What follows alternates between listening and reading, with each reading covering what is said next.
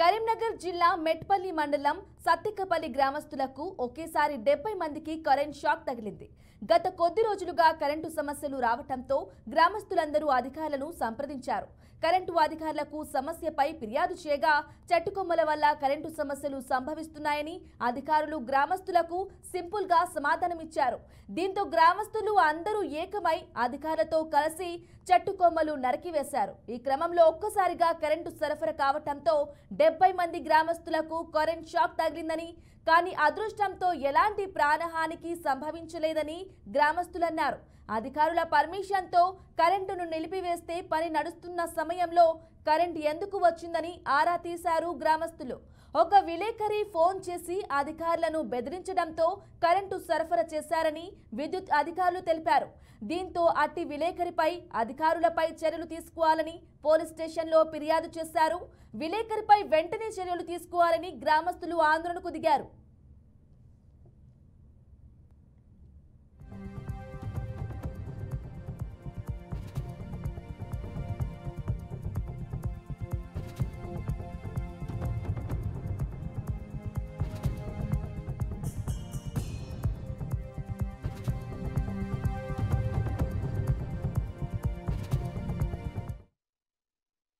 ఇప్పుడు ఒక నెల రోజుల నుంచి గాల్పులతో అదేంతో కొమ్మలు బాగా అయినాయి. అవి కరెంటు లేకుంటే ఇబ్బందులు పడుతున్నాం. మేము ఒక 2-3 రోజుల నుంచి కరెంటు డిపార్ట్మెంట్ తోటి ఏమవుతుందంటే మీ కొమ్మలతోటి పోతుందంటే మేము ఒక 3 రోజుల నుంచి తిప్పలు పడుకుంటాం. అలాగ ఒక ఛాన్స్ తీసుకున్నాం. ఛాన్స్ తీసుకొని ఏమైందంటే నిన్న మేము ఊరంతా ప్రకటించుకున్నాం మైకులో ఒక 4 సార్లు.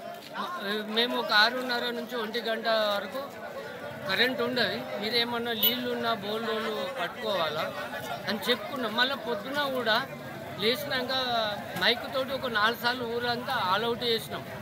ఎందుకంటే వాళ్ళైనా నీళ్ళు ఉన్నోళ్ళు లేనోళ్ళు కరెంటుకి ఇబ్బంది అవుతారని మేము 6:30 నుంచి 1:30 దాకా బంద్ చేసుకొని ఆ డిపార్ట్మెంట్ వాళ్ళు చెప్పినట్టు పెద్ద లైన్లు అవి కొట్టేసి మా లైన్ క్లియర్ చేసుకుందామని అనుకున్నాం. ఒకళ్ళు ఏం చేసిందంటే మేము కొట్టంగా కరెంట్ ఇప్పించి మాకు చాకులు వచ్చినాయి, చచ్చిపోతుంది.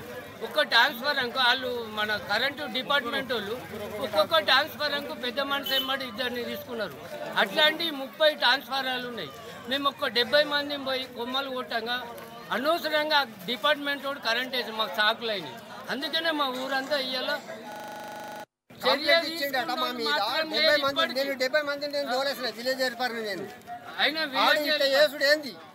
ఆయన ఇంట్లో కరెంట్ ఉండద్దు. డిపార్ట్మెంట్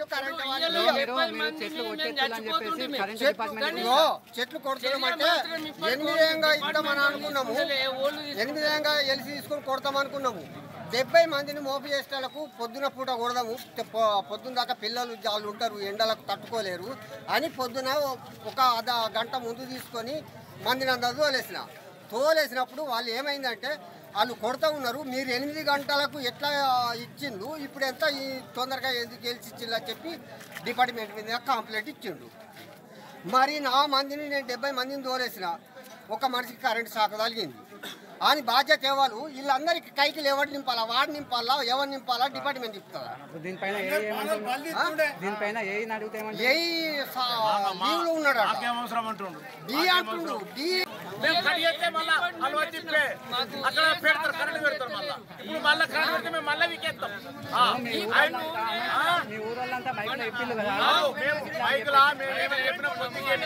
కరెంట్ వేసి చెప్పలేరా మళ్ళా చెట్లు కొట్ట పోతున్నాము. మాకు గెలిచి అని చెప్పిండు 7 గంటలకు గెలిచిండు.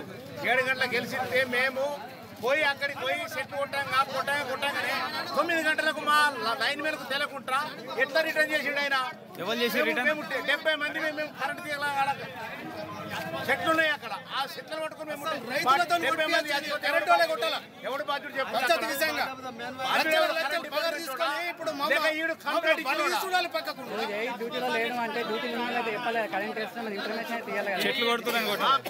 ఎవరైతే ఎల్సీ తీసుకున్నారో వాళ్ళతో మళ్ళీ రిటర్న్ చేయాలి. ఆయన చెప్తేనే రిటర్న్ చేయాలా. ఆయనకు చెప్పకుండా చేయకుండా నువ్వు ఎట్లా రిటర్న్ చేసినావు? నీకేం అధికారం ఉన్నది? అట్లా 70 మంది చచ్చిపోతే ఈ ఊళ్ళే ఇవాళ ఎట్లుంటుండే ఊరంతా.